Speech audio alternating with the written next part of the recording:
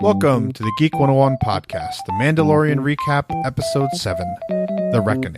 I'm Ariel Rada. And I'm Andy Bowman. And today, like I said, we were talking about Mandalorian Episode 7. This is a return to the, so to speak, serialized storytelling in The Mandalorian. And back to the main plot here. But before we do that, we have corrections to be made for those of you listening to our Mandalorian recaps. Andy, why don't you go first? Right. For calling us out. So, on Episode 4 of the recap for Episode 4, I insisted that Gina Carano's character was a Imperial stormtrooper, shock trooper. I was wrong. She fought for the rebels. It's made explicitly clear in this episode particularly, and I am sorry. Yeah, and my correction is that I misread the Wikipedia page for The Mandalorian Episode 6, where they do the prison heist. I thought the character of Xi'an was played by some actor whose name I didn't recognize. The character is actually played by Natalia Tena, who played Nymphadora Tonks in the Harry Potter films. So certainly something that we would recognize her in. Right. And as always, people, please remember we actually do care about corrections, or at least I do. I can't speak for Ariel. I don't care. But I always want to be right. Yeah, I never want to be right. But let's move on.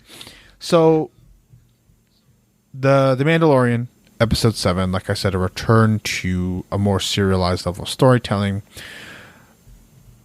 Let me give a quick recap here.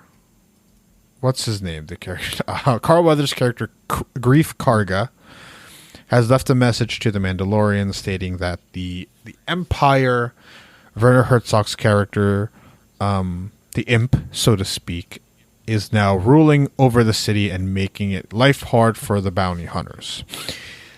Carl Weathers' character proposes a compromise. Have the Mandalorian will come to the city. He'll pretend to turn him and the target, Baby Yoda, into the Imperials. They kill Werner Herzog's character, and everything goes back to normal for all the characters. We learned that they are the original plan is to betray Mandalorian and Baby Yoda. They go against that. They go to kill the Imperial, and what happens is Werner Herzog's character and all the stormtroopers, the raggedy, beaten down, dusty stormtroopers, are all killed by what appears to be a full set of brand spanking new stormtroopers. And what's the name of the black stormtroopers, Andy, from Rogue One? Death Troopers. Yeah. Led by Moff Gideon, and we know Moff is a term for a higher up officer in the Empire, played by Giancarlo Esposito. And it seems that the Mandalorian, who was joined by Gina Carano in this episode, is in trouble because they have also kidnapped Baby Yoda. So that's what happens, Andy. What were your thoughts on Episode 7? This was fun. I kind of wish Ming-Na Wen's character had somehow managed to get in on this too. I really like the idea of, you've got IG-11 back, you've got Nick Nolte back, the friends that the Mandalorian has made are coming back to help him in one way or another. I like that. I like that trope. I like that callback. I wish they could have done it better. Yeah, and so the main criticism of what happens in Episode 7 is not a criticism of the episode, it's a criticism of the season on the whole, which is exactly what has been brought up before, in that if they want to have filler episodes and they want to introduce characters to later bring back, you need to have a longer stretch of time before bringing them back. We just saw Gina Carano 2 weeks ago, and it wasn't like, hey, this character was introduced in Episode 5 and is brought back for Episode 18. I think the format that they are doing is tried and true in terms of plot, filler, plot, filler, plot, filler. But what happens is it's just too short. It's just not. It's just not working. And I think ultimately 2 of the 3 filler episodes were boring, in my opinion. So it just didn't, not great on the whole. But yeah, Andy, what else are your thoughts here on the Mandalorian? Other than that, I really appreciated a Jedi Force power introduced in this episode was also used in a very minor way. This is not spoilers. In Rise of Skywalker, Is it the healing? the healing. I liked that. And then Rise of Skywalker has it happen in a very minor scene, guys. It is not a spoiler. And it's like, oh, cool. This is a thing. This episode did not have a lot happen in it. And there's because it's just the first half of a season finale, so to speak. And so the resolution of this episode happens next week. Yep. I am just not like I really like this episode, especially in comparison to the previous ones. But on the whole, like I mentioned before in both here and in other places, I think we're going to look back and it's like, oh yeah, The Mandalorian was pretty good. And it's just going to be okay. Right. I do think that this is really showing Jon Favreau's lack of really telling a story in TV, and especially serialized television. Yes. Yeah. Recently. Jon Favreau has done some producer credits on smaller TV shows, but also from the early aughts. I think this feels like a carryover from that. Sure. Yeah, I get that. Yeah. Right. So, yeah. This is fine. I really like this episode, but it seems like this entire season, if you're going to do it this way, should have been 4 a movie, episodes. Right? Like, yeah. Yeah, it should have just been a movie. Like, let's be honest. It should have been a movie. I could have done without any of the middle 3 episodes, which is a little sad because it's only 8. Yeah. And there are so many Star Wars and other types of movies out there that are just like, man, you just need to make this a TV show. And it's so weird that this is the inverse. Yeah. There's not a lot to be done there. Carl Weathers' reaction, I think, to everyone's reaction to Baby Yoda is great. I like it. They're like, "Is this a pet? What is right. this?" Like, I always. It's so fascinating that nobody has any idea what the Force is. Yeah, and even Nick Nolte's character, who is all they once again bring back reference to him being sold into slavery to the Empire and doing horrible things. He's also like, oh, I have heard rumors of this, but that's it. And he was part of the Empire. At some point, if you were part of the Empire, you probably heard rumors of what Vader could do, right? Yeah. It is. I mean, everybody from Han to like the Imperial officers in even Episode 4, right? They're just like, yeah, you're hokey magic and you're whatever. And Vader is like clearly wielding some magic power. It's kind of weird. Right. And he's also dropping, hints constantly. He's like, don't choke on your ambitions. That was weird. And that was so strange. It's the best scene in Rogue One. I loved it. Don't choke on your ambitions. And Baby Yoda force choked somebody. Yeah. Gina Carano. Yeah, that was great. Yeah, he's just so protective. I think we're meant to believe that a long time has passed since Mando gets Baby Yoda and comes back to the planet. Right. Well, Gina Carano's still like, wow, he's still small. Or even Queel is just like, he has not grown at all. And that is the danger of having an 8-episode season. you're not doing a good job of having time pass. Funnily, also the same exact problem that the Star Wars movies have, where Luke. It seems like Luke becomes a Jedi Master.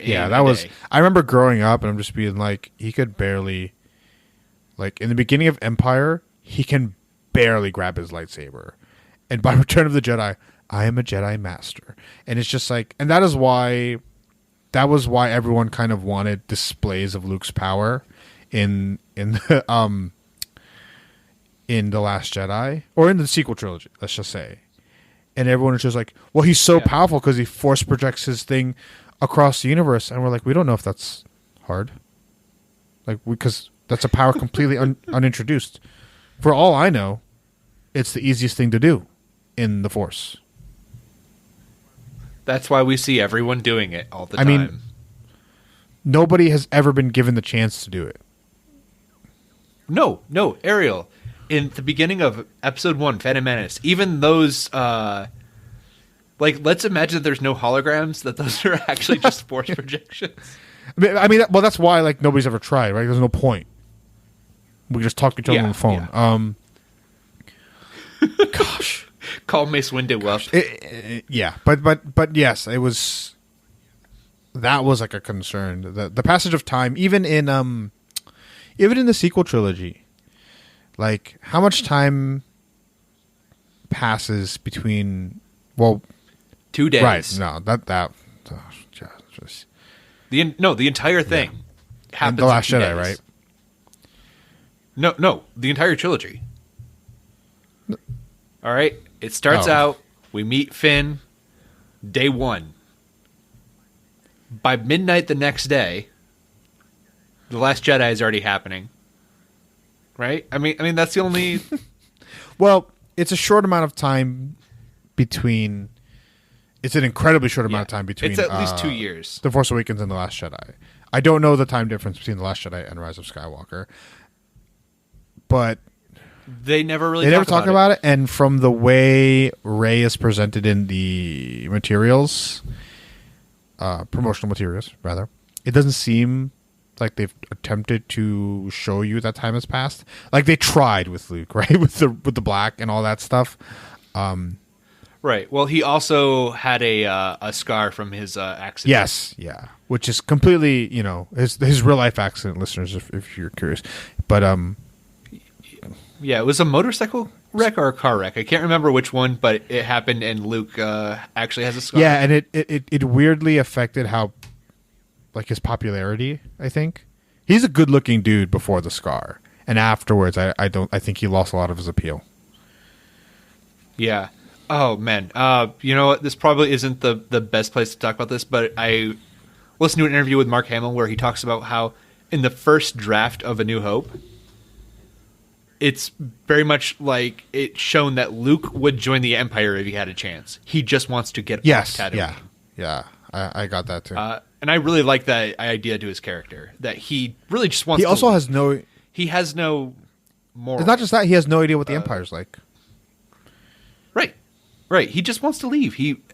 I thought that was a really interesting thing that maybe should have been kept because it's kind of cool, but oh well. Yeah, there's a lot of issues with the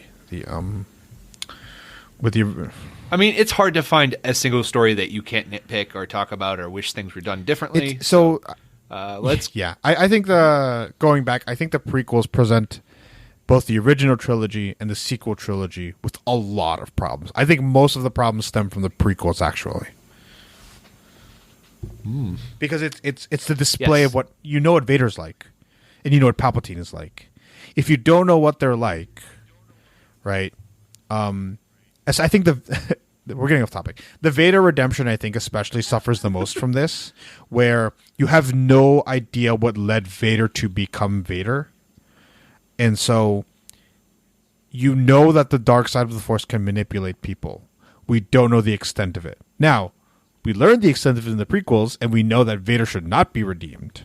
But if you find at some point that the Emperor kidnaps Anakin and tortures him and forces him into becoming Darth Vader, you look at that redemption very, very differently. Right. Right. As far as we're concerned, in the original trilogy, all Vader did was kill Anakin Skywalker, Obi-Wan's friend. Yes.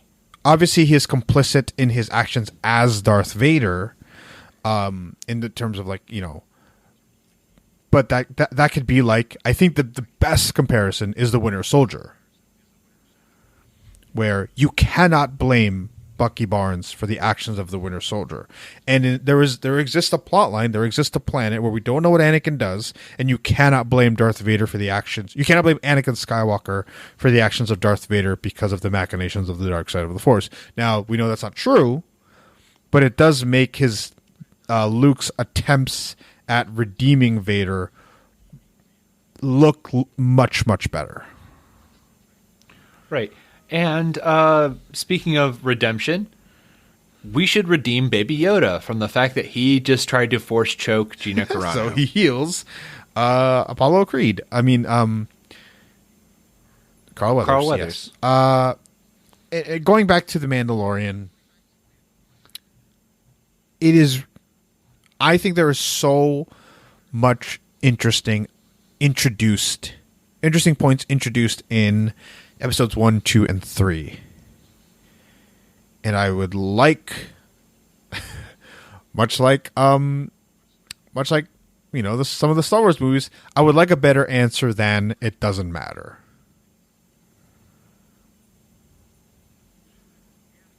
Yeah. Well, it might matter. We'll find out. Yeah. On Friday. I think that this is gonna be a really short episode. I think the discussion for episode 8 will be twice. We will have way more to talk about because it quote unquote wraps up. Yeah. And I mean, I'm going to assume that we'll have seen Rise of Skywalker. We can kind of wrap that all in together. Yeah, I will try to watch it. I have some free time being on break and stuff. Ari, you can't see me, but I'm waving my hand in front of the microphone with 2 fingers, and I'm saying you will watch Rise of Skywalker. All right, this is our shortest episode yet, but I felt like we just needed to we've been doing the recap, we've been doing the reviews. We need to get it out there. So, we will be back next week. I don't know what our schedule is going to look like with New Year's and stuff, but we'll figure that out off air. Andy, where can people find you online? You can find me online on Twitter at Hebrews. Or you can find me at Jared Pirate Rowdy. You can find us at Geek101 Podcast on Twitter and Facebook and Patreon. Email us geek101pod@gmail.com. That's all we have for today. Class dismissed.